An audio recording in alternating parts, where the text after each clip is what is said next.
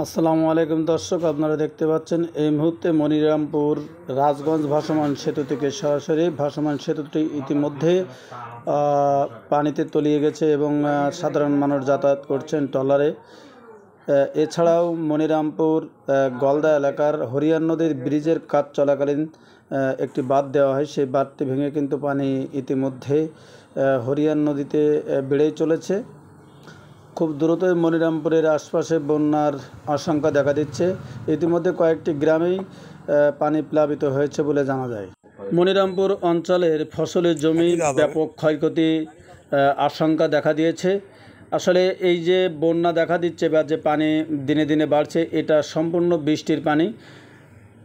খালগুলো আটকা পড়ে আছে, ঘেরের ক্যানেল না থাকায় এই পানি অপসারণ হচ্ছে না।